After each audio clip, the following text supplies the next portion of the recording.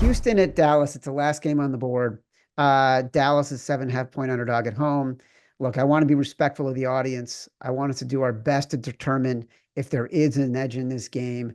Two entirely different collapses.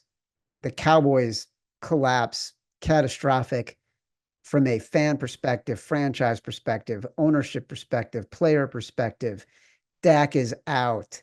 This team looked like it gave up, and the Eagles took the foot off the gas and basically played mercy ball in the fourth quarter. And the Cowboys still almost wanted them to score touchdowns and hit the over by themselves.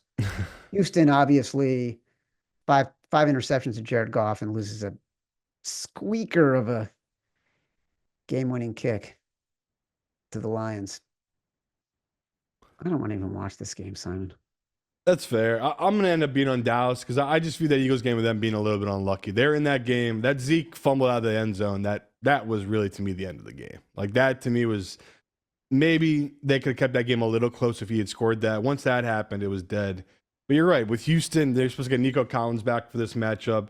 That's going to be the difference. The Houston team we've seen these last couple of weeks, they're not the same team. They're a totally different team when he's on the field. It opens up so much for their offense. So you're right. This summer's priced right. No need to force it in. I'll just take the 7.5 because I like taking this Cowboys team in a really as low as it gets kind of spot. Like, everyone's just bad mouthing them this whole week. The players know it. This is a standalone game. Usually this is when guys show up and show some pride, but why? I don't know. It's just like, I'm glad we don't have to really bet this one because it's like, the whole Michael Parsons comments talking about his coach, everything like that. It just feels so negative right now at Dallas. I understand why people want nothing to do with this game, like Chad does want to watch it either. Do you feel like it is more negative in Chicago or more negative in Dallas as a completely impartial observer? Oh my God, gotta be Dallas because Chicago. Not that you guys are inherently negative, but like, everyone saw this coming a mile away. You guys Clearly overhyped, not. build it up, and then just Clearly get ready not the to tear it GM. down.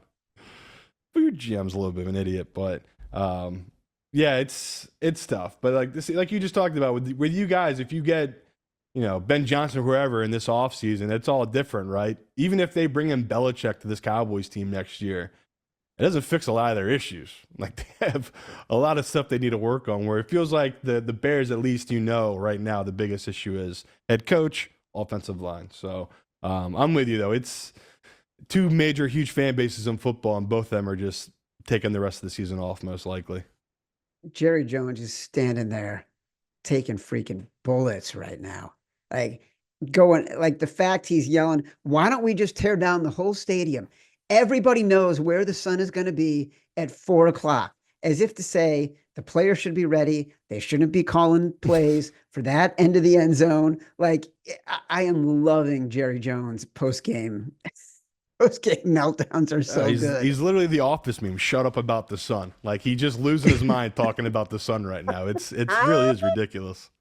It's so funny. We should just tear down the stadium. That's like the most parent thing ever to say. Why don't you just get new parents? If you're mad that we're not letting you go to the club this weekend, fine. Maybe you can get new parents.